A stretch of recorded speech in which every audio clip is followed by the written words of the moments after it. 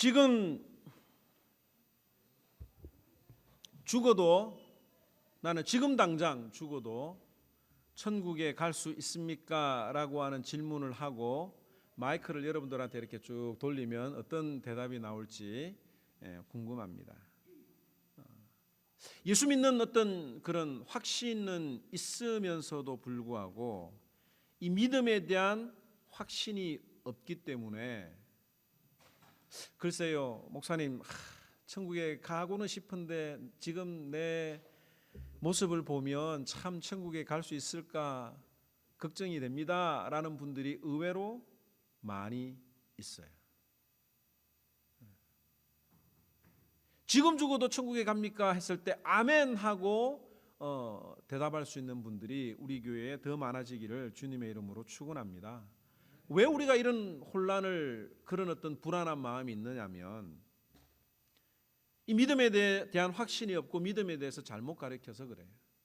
여러분들 설교를 아마 들어봤던, 저도 어릴 때 이 교회에서 성경 공부 시간에 또 부흥회를 참석했는데 부흥 강사 목사님이 이런 이야기를 하신 적이 있어요.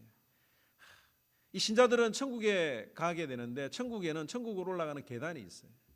그런데 우리가 신앙생활 잘하면 계단에 그 스텝이 하나씩 쫙쫙쫙 새기는데 교회 한번 빠지면 계단이 하나 뚝 빠져버리고 뭐 헌금생활 안 하면 계단이 빠져버린다, 뭐 이런 어떤 이야기를 아마 들어보신 적이 있을지 모르겠어요.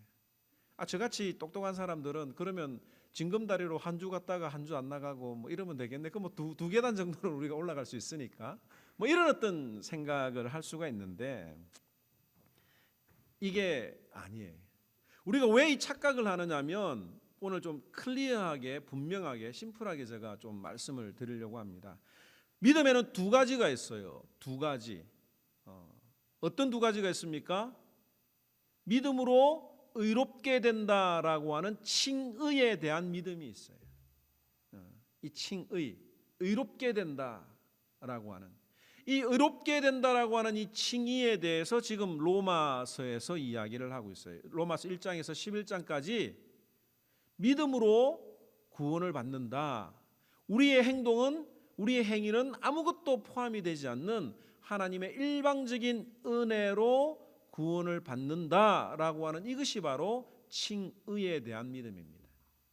이 믿음은 한 번 일어나는 거예요. 한 번. 예수 그리스도를 구주로 고백하는 그 순간 한 번 의롭다고 인정을 받으면 끝이에요. 반면에 이 성화라고 하는, 칭의는 justification이고 성화라고 하는 sanctification인데 거룩해져 가는 거예요. 거룩해져 가는 거. 이 거룩해져 간다는 건 뭡니까? 예수님을 닮아가는 거예요. 하나님을 닮아가는 거죠. 그런데 우리가 우리들의 모습을 보면 하나님의 닮아가는 삶을 늘 살아가지 못하잖아요. 그러니까 불안하고 떨리고 두려워서 그 칭의에 대한 믿음까지도 흔들리게 되는 것입니다. 우리가 성경을 읽을 때 이 성경에는 이 두 가지 내용이 같이 들어가 있는 경우들이 많기 때문에 이것이 칭의에 대한 믿음인가 아니면 거룩해져가는 성화에 관한 내용인지를 우리가 구별해서 말씀을 듣지 않으면 헷갈릴 수 있고 오해를 할 수가 있습니다. 이걸 좀 더 쉽게 설명을 하면 칭의라고 하는 것은 비행기를 타는 거예요. 방주에 타는 겁니다. 비행기에 들어가면 목적지에 도달할 때까지 내려올 수 있습니까? 없습니까? 없어요.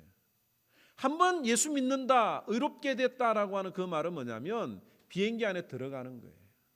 그 다음에 성화라고 하는 건 뭐냐면 비행기가 날아가는 동안에 뭐 화장실에 가다가 뭐 의자에 부딪혀가지고 무릎이 깨지기도 하고 넘어지기도 하고 막 이러잖아요. 예수 믿다가 잘 믿을 때도 있고 못 믿을 때도 있고 낙심할 때도 있고 좌절할 때도 있잖아요. 그런데 그게 어디 안에서 일어나느냐 하면 비행기 안에서 일어나는 거예요.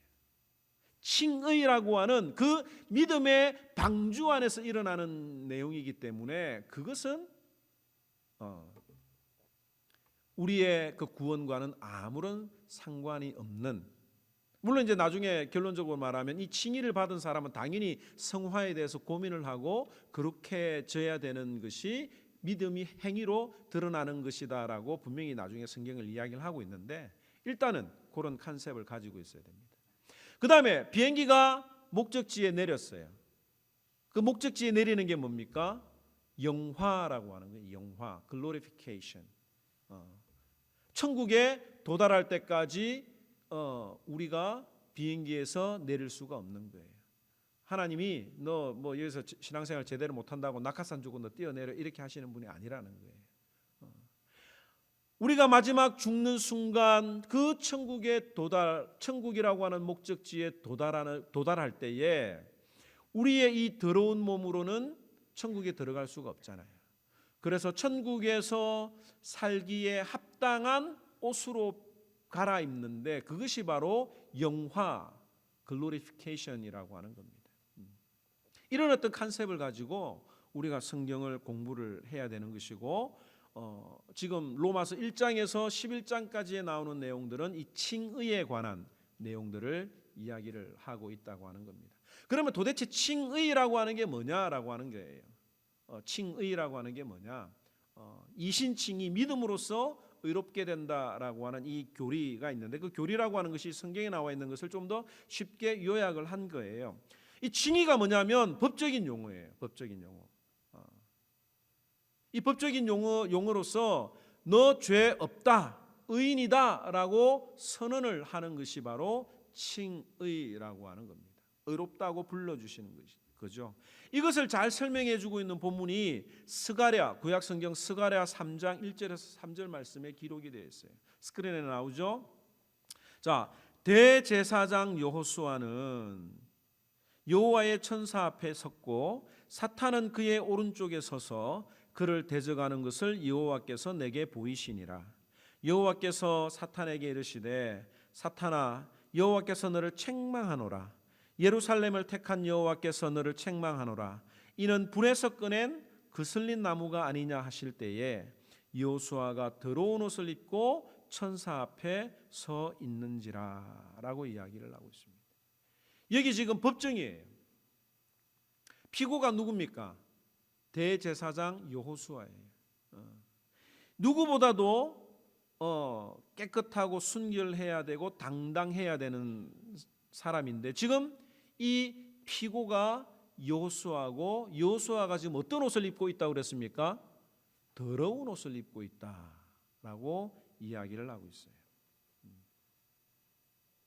우리가 모두가 다 죄인이며 더러운 옷을 입고 있다고 이사야 64장 6절에 이야기를 하고 있습니다. 무릇 우리는 다 부정한 자 같아서 우리의 의는 다 더러운 옷 같으며 우리는 다 잎사귀같이 시들므로 우리의 죄악이 바람같이 우리를 몰아가나이다. 우리의 의가 다 더러운 옷 같다라고 이야기를 하고 있죠. 지금 피고인 이 여호수아가 더러운 옷을 입고 지금 법정에 서 있는 거예요. 그 다음에 누가 있습니까? 사탄이 있어요. 사탄이 지금 뭘 하느냐면 저 사람은 죄인이다라고 이야기를 하고 있어요.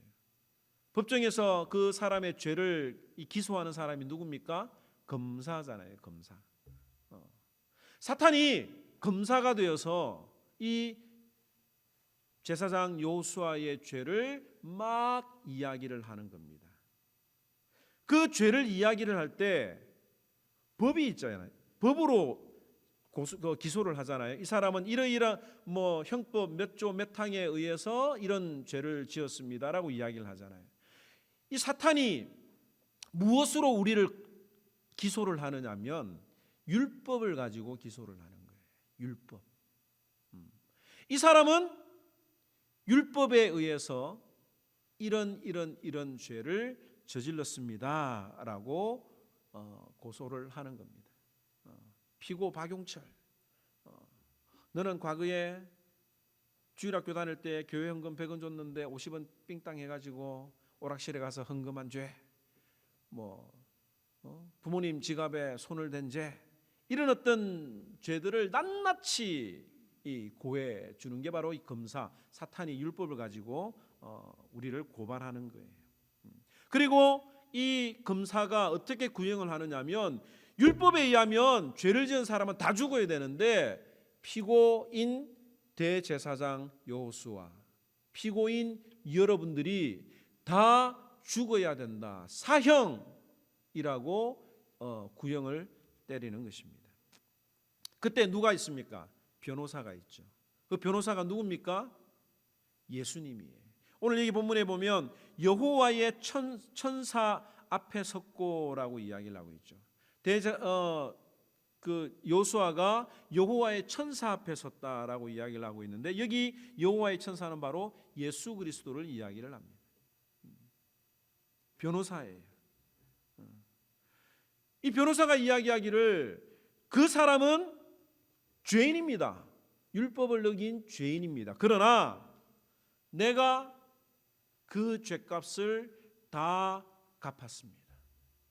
이 사람이 죽어야 되는데, 내가 죽어야 되는데 예수님이 나를 위해서 죽었습니다 라고 하시면서 자신의 손바닥에 찍힌 그 못자국을 보여주면서 이 사람은 죄인이 아니라 의인입니다 라고 이야기를 해주는 것이 바로 이 본문의 내용이요, 이것이 바로 칭의라고 하는 겁니다. 그러면서 오늘 스가랴 3장에 보면 예수님께서 여호와의 사자가 그에게 더러운 옷을 벗기고 아름다운 옷을 입히신다라고 이야기를 하고 있어요. 아름다운 옷. 그 아름다운 옷이 무엇입니까? 바로 예수님의 옷이에요.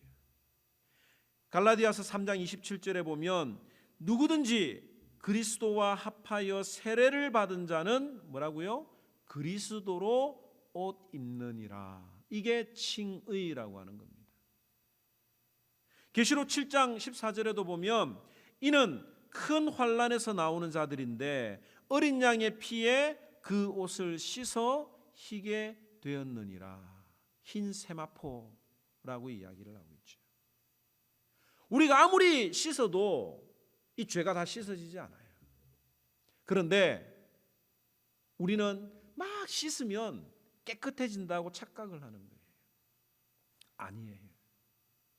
아무리 우리가 율법으로 깨끗하게 살아가려고 해도 우리는 그럴 수가 없습니다.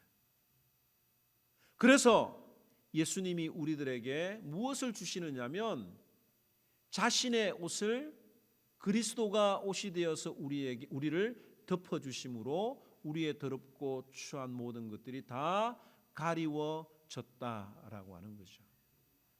태초에 아담과 하와가 범죄했을 때에 무엇을 깨달았습니까? 그들이 벌거벗었음을 깨닫고 부끄러워했습니다. 그러고 난 다음에 저들이 나뭇잎을 가지고 옷을 만들어서 입었죠. 이 죄를 짓게 되면 부끄러움을 느끼게 되는 거예요. 뭔가 이렇게 가려야 되는데 그때 하나님께서 에덴 동산에서 아담과 하와를 쫓아내실 때에 무엇을 주셨습니까? 가죽옷을 입히셨다라고 하는 말씀이 창세기 3장에 나와요. 더럽고 추한 그 아담에게 옷을 주셔서 그의 벌거벗음을 부끄러움을 가리워 주셨다라고 하는 것이 성경 역사의 첫 출발이라고도 볼 수가 있습니다. 이게 바로 칭의라고 하는 거예요. 자, 그런데 왜 이렇게 이제 심플하게 이야기가 되는데 왜 이 사도 바울이 이 칭의에 대해서 이렇게 긴 이야기를 하느냐면 이 법정에서 우리가 가만히 있으면 되는데 가만히 있으면 변호사가 다 알아서 하잖아요. 근데 사람이 가만히 있지 않는 거예요. 이 법정에서 피고가 잘난 체 하는 겁니다. 자기가 막 변명을 하는 거예요. 내가 할례를 받았습니다. 내가 율법을 지켰습니다. 내가 새벽기도 교인인데요. 내가 교회에서 헌금을 얼마나 많이 했는지 아십니까? 내가 교회에서 얼마나 많은 봉사를 했는 줄 아십니까? 라고 자기를 변호하기 때문에 문제가 생기는 거예요. 그냥 하나님의 은혜로 예수 그리스도의 은혜로 예수님이 변호해 주는 대로 그냥 있으면 되는데 자꾸 자기 의가 드러나기를 원하는 게 문제인 겁니다. 바로 이 유대인들이 그러기 싫다 이거죠. 내가 율법을 당당하게 지키고 내가 할례도 받고 내가 하나님의 언약의 백성이라고 하는 표시가 있다라고 하는 것을 자꾸 이야기를 하니까 사도 바울이 이 문제에 대해서 지금 이야기를 하고 있는 거예요. 인간이 왜 하나님 앞에 심판을 받습니까? 자기의 때문에 그래요. 자기의. 이 자기의라고 하는 말을 다른 말로 표현을 하면 내 마음대로 하려고 하는 거예요. 내 생각이 옳은 거예요. 사실 이야기하다 보면 자기가 공감할 수 있는 내용에 대해서는 공감을 하지만 또 자기가 갈급하면 다른 사람의 이야기에 귀를 기울이지만 그렇지 않으면 다른 사람의 이야기에 동의하지 않는 부분들이 얼마나 많이 있는지 모릅니다. 설사 제가 설교를 이렇게 해도 여러분들의 마음속에 저거는 아닌 것 같아요 라고 생각하는 부분들이 얼마나 많이 있냐 이거죠. 알지만 못 지켜서 내가 불안하고 하나님 앞에 두렵고 떨리는 마음으로 서 있는 것은 당연한 일이지만 성경이 아무리 그렇게 이야기를 해도 나는 그게 성경까지도 틀렸다라고 생각합니다 라고 하는 것이 자기의라고 하는 겁니다. 로마서 10장 3절에 보면 하나님의 의를 모르고 자기 의를 세우려고 힘써 하나님의 의를 복종하지 아니하였느니라. 우리들의 마음속에 하나님의 의를 복종하지 않으려고 힘을 쓴다라고 표현을 하고 있어요. 사도 바울은 유대인들과 우리들에게 이야기하기를 경건하지 않음과 회개하지 않는 고집이 너희들의 죄라고 이야기를 했어요.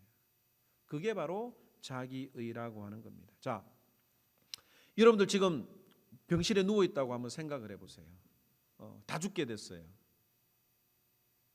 그런데 의사가 와서 하는 말이 아무것도 하지 마십시오. 가만히 누워 있으면 됩니다라고 의사가 이야기를 한다고 하면 여러분들은 어떤 반응을 보일까요? 지금 내가 죽어가고 있는데 내가 지금 죽어가고 있다고 하는 것을 아는데 곧 죽을 것 같은데 의사가 와서 아무것도 하지 마세요. 가만히 있으면 됩니다라고 하면 그 마음속에 어떤 생각이 드냐면 나에게 더 이상 희망이 없구나라고 생각을 하게 될 것입니다. 더 낙심을 하게 되고 그래서 점점 더 병세가 악화되고 어려워질 거예요. 그렇지만 낫지도 않을 병인데 진짜 죽을 병인데 소화제 하나 갖다 주면서 이거 나으면 꼭 먹을 수 있습니다. 시간 꼭 맞춰서 먹으세요 라고 하면 어떻게 합니까? 우리가 철두철미하게 시간 지켜서 그 약을 먹으려고 하는 거예요. 이게 바로 인간의 본성이라고 하는 겁니다. 하나님은 우리 구원에 대해서 말하기를 너희들은 아무것도 할 필요 없다. 내가 너를 위해서 다 했다. 그것만 믿으면 된다라고 이야기를 해주는데 사람들의 마음속에는 뭔가 소화제라도 내가 좀 내 힘으로 먹어야 구원을 받을 수 있다라고 생각을 하는 거예요. 이게 바로 자기의라고 하는 겁니다. 타락한 인생들의 특징은 뭐냐면 자기 마음대로 하고 싶어 해요. 가만히 있는 것에 대해서 참지 못하는 속성이 있습니다. 여러분들 무슨 일이 있을 때 가만히 있는 분들 계세요? 뭐라도 하려고 하잖아요. 그게 정상이긴 하지만 이 구원에 대해서는 그럴 필요가 없다라고 하는 거예요. 많은 사람들이 이 복음을 거부하는 이유가 뭐냐면 내가 아무것도 할 일이 없기 때문에 복음에 대해서 두려워하고 거부하는 겁니다. 민수기에 보면 이스라엘 백성들이 광야에서 하나님께 불순종해서 뱀이 이스라엘 백성들을 다 물었던 일이 있습니다. 여러분들 잘 아시죠? 그래서 이 뱀에 물린 자들이 많은 사람들이 막 죽어가고 있는데 하나님께서 그들에게 구원, 살 수 있는 방법을 주셨는데 그게 뭡니까? 노수로 뱀을 만들어서 장대 위에 대놓고 매달아라 라고 이야기를 했어요. 그리고 누구든지 그 노뱀을 보면 살리라 라고 분명히 이야기를 해 주었습니다. 여러분들 얼마나 쉽습니까? 쉽잖아요. 그냥 속는 셈 치고 보면 되잖아요. 근데 그거 안에서 죽은 사람들이 너무너무 많다고 하는 거예요. 그 장대에 매달린 노뱀을 누구를 상징을 합니까? 바로 예수 그리스도를 상징을 하는 거예요. 십자가에 달리신 예수 그리스도를 믿음의 눈으로 바라보면 다 삽니다라고 하는데 너무 쉬우니까 바라보지 않는 겁니다. 뭔가 뱀에 물렸으니까 입으로 쪽쪽 빨아가지고 독을 뱉어내고 다리에 물렸으면 허벅지에다가 압박 붕대를 해가지고 독이 전이되지 않도록 해야 되고 뭔가 이런 걸 해야 된다고 생각을 하는데 노뱀만 바라보라고 하니까 말이 안 되는 거죠. 유대인들이 믿음으로 구원을 받는다라고 하니까 크게 반발하는 거예요. 그러면서 이 유대인들이 하는 말이 아브라함이 의인인데 아브라함이 의인이 된 것도 하나님 앞에서 순종했기 때문에 그렇다라고 반발을 합니다. 그래서 이 사도 바울이 아브라함을 예를 들어서 아브라함이 의롭게 된 것은 그의 행위가 아니라 믿음 때문이었다라고 설명을 해주는 것이 오늘 로마서 4장 전체의 내용이에요. 자, 우리가 보통 아브라함 하면 믿음의 조상 그러면 아브라함이죠, 그죠? 믿음의 조상 아브라함은 7명의 아들이 있었는데 뭐 이런 노래도 있는데 믿음의 조상 아브라함이라고 하는데 왜 우리가 아브라함이라고 생각을 합니까? 아브라함이라고 생각하는 이유는 알지도 못하는 그 땅을 향해서 가족도 버리고 친척도 버리고 모든 것들을 버리고 갈대아 우르에서 가나안 땅으로 내려간 것도 믿음이라고 생각이 되고 또 하나밖에 없는 그 아들을 모리아산에서 잡아 죽이라고 한 그 하나님의 말씀 앞에 순종했기 때문에 믿음의 조상이라고 우리가 착각을 하는데 이 유대인들도 그렇게 착각을 한 거예요. 그런데 그게 아닙니다. 자, 이 조금 전에 아브라함이 아들 이삭을 모리아산에서 죽이려고 했던 장면이 어디 나오느냐면 창세기 22장에 나와요. 창세기 22장에 나와요. 그런데 하나님이 아브라함을 의롭다라고 인정해 주신 장면은 어디에 나오느냐면 창세기 15장에 나옵니다. 15장 6절에 보면 아브라함이 여호와를 믿으니 여호와께서 이를 그의 의로 여기시고 아브라함이 여호와를 믿으니 여호와께서 이를 그의 의로 여기시고 그러면 창세기 15장의 내용이 어떤 내용이냐면 이 창세기 15장의 전후를 우리가 좀 살펴봐야 돼요. 창세기 15장 14장에 보면 조카 롯이 이 연합군에 의해서 4개국 연합군에 의해서 잡혀갔습니다. 그 잡혀가면서 포로로 끌려갔는데 이 아브라함이 자기 집에서 연습한 종들 길리고 훈련한 자라고 되어 있는데 그 318명을 데리고 그 4개국 연합군에 쳐들어가서 조카 롯을 살려서 구출해서 나오는 장면이 14장에 기록이 되어 있어요. 그러면서 이 오는 길에 누구를 만났느냐면 살렘 왕 멜기세덱이라고 하는 왕을 만나게 되죠. 이 멜기세덱은 히브리서에 보면 예수 그리스도다라고 이야기를 하고 있는데 내가 적은 인원으로 저 4개국 연합군과 싸워서 이길 수 있었던 것은 하나님의 은혜입니다라고 고백을 하면서 자기가 가진 소득의 전리품의 10분의 1을 드리는 장면이 14장에 기록이 되어 있습니다.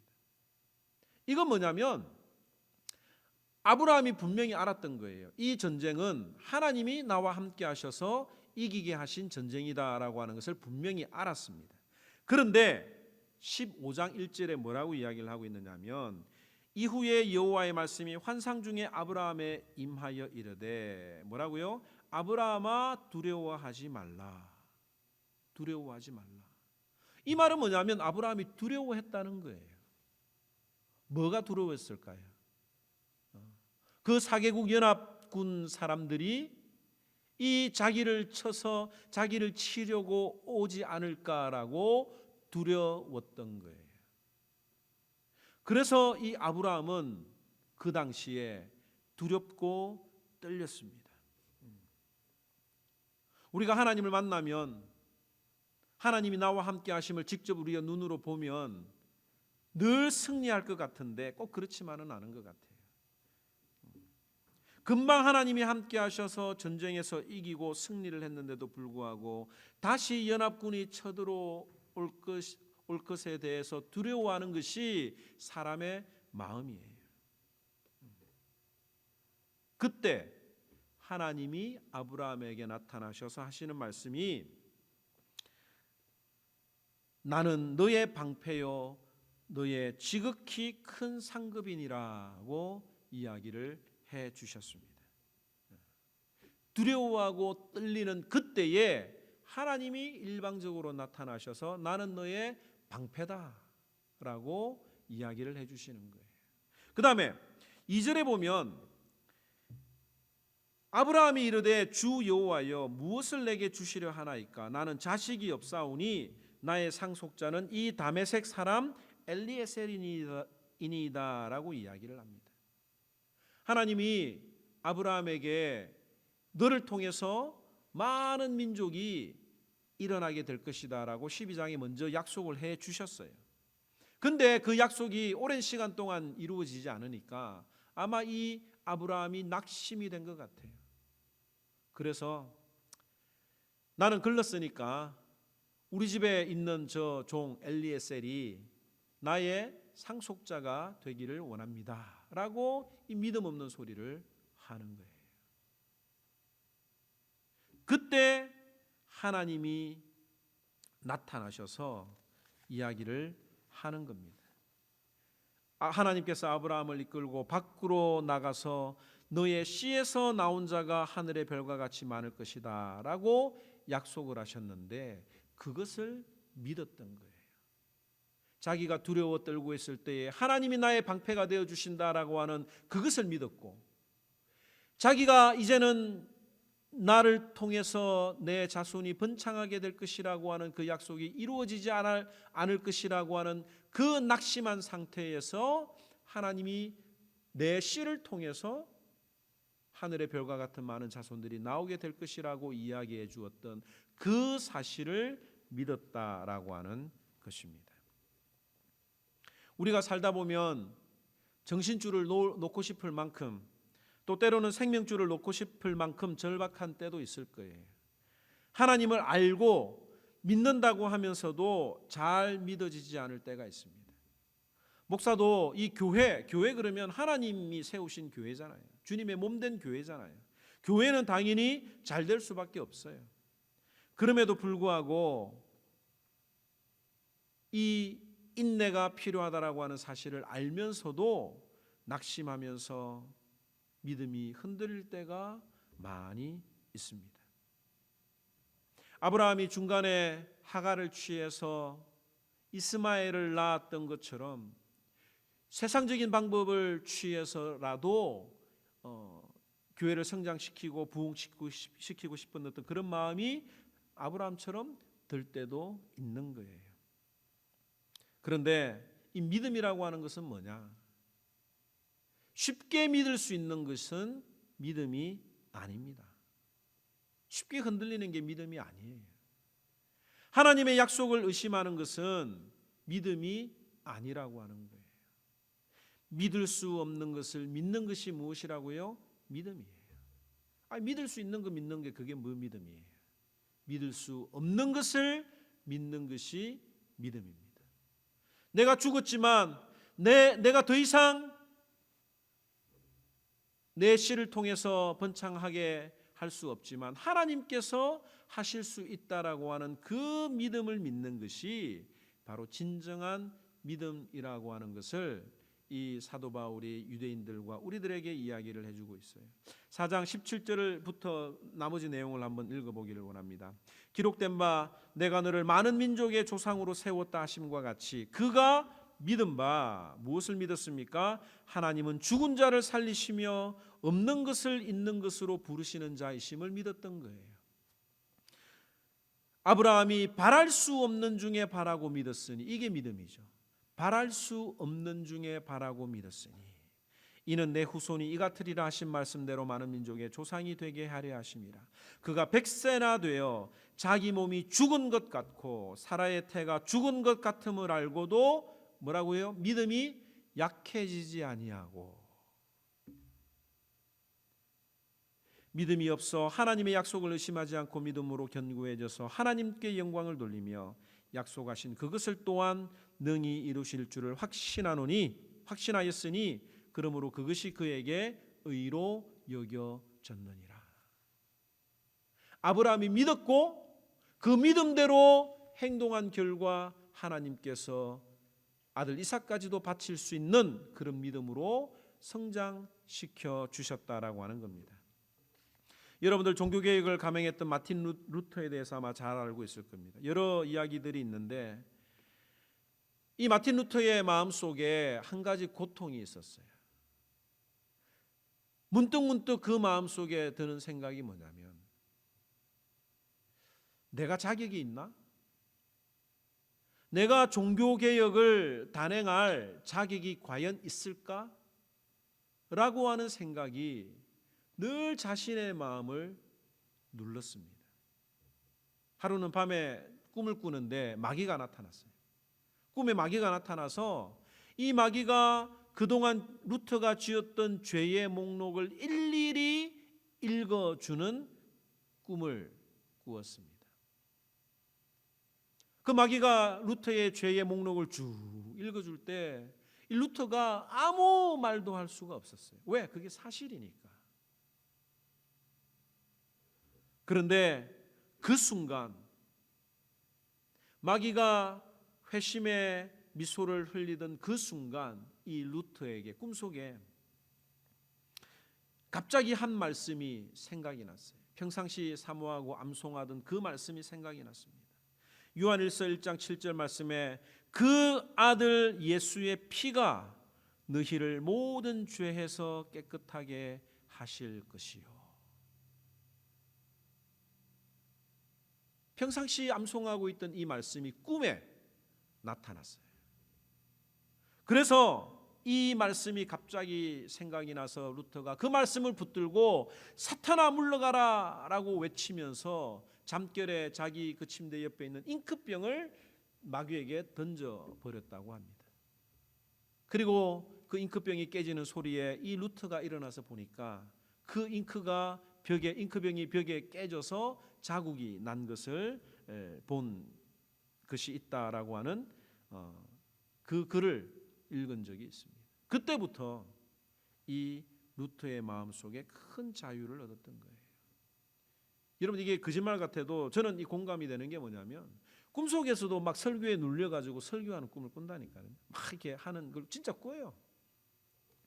왜 우리가 주일날 아이들에게 암송을 시키고 왜 여러분들이 암송을 성경 말씀을 많이 알고 있어야 되느냐면 여러분들이 어떤 상황 어떤 순간에서도 그 말씀이 기억나게 해서 성령이 하는 게 뭐예요? 하나님의 말씀을 기억나게 하시는 이가 성령님의 하시는 일이다라고 이야기를 하고 있어요. 그렇기 때문에 말씀을 가까이 한 사람들이 넘어질 수가 없는 겁니다. 말씀에 힘이 있는 거예요. 사탄은 때때로 우리를 공격합니다. 우리를 괴롭힙니다. 네가 무슨 신자냐? 네가 무슨 목사냐? 늘 고백을 하지요. 그럴 때 우리가 해야 되는 것은 이 믿음이 흔들리지 아니하고 예수 그리스도만 믿으면 됩니다. 내가 법정에 가서 그 법정에 서 있을 때 가만히 숨죽여 있으면 돼요. 예수님이 다 변호해 주셨다라고 하는 사실을 믿으면 그게 바로 의인이 되는 겁니다. 주님이 나의 죄값, 나 대신 십자가에 죽으셨다가 사흘 만에 부활하심으로 나의 모든 죄값을 다 갚으셨다라고 하는 사실을 믿으면 의인이 된다고 우리에게 분명히 이야기를 하고 있습니다. 23절에서 25절 말씀 다 같이 한번 읽도록 하겠습니다. 시작. 그에게 의로 여겨졌다 기록된 것은 아브라함만 위한 것이 아니요 의로 여기심을 받을 우리도 위함이니 곧 예수 우리 주를 죽은 자 가운데서 살리신 이를 믿는 자니라. 예수는 우리가 범죄한 것 때문에 내 줌이 되고 또한 우리를 의롭다 하시기 위하여 살아나셨느니라. 이 사실을 믿으면 돼요. 왜 우리가 성탄절을 기뻐하고 즐거워해야 됩니까? 12월 25일이 성탄절, 예수님이 태어나신 날이라고 하는 근거는 없어요. 사람들이 또 이걸 막 강조하다 보니까 이 성탄절의 의미가 또 싹 사라지는 것 같아요. 날짜나 날이 중요한 것은 아니지만 예수님이 이 땅에 오셨다라고 하는 사실은 우리 모두에게 기쁜 소식이라고 하는 것을 우리는 그 누구보다도 기뻐하고 즐거워해야 합니다. 왜? 내가 범죄한 것 때문에 내어 주시기 위해서, 십자가에 못 박혀 돌아가시기 위해서 이 땅에 오신 이 사실, 기뻐하지 않을 이유가 어디에 있겠습니까? 우리가 12월 성탄절을 준비하면서 예수님이 오셨다, 나의 범죄한 것 때문에 십자가에서 돌아가시기 위해서 오셨다, 그것을 믿으면, 그것을 믿기 때문에 나는 의인이다, 사탄아 나를 더 이상 괴롭게 하지 말라라고 하는 믿음으로 우리가 승리하는 저와 여러분들이 되기를 주님의 이름으로 축원합니다. 잠시 기도하겠습니다.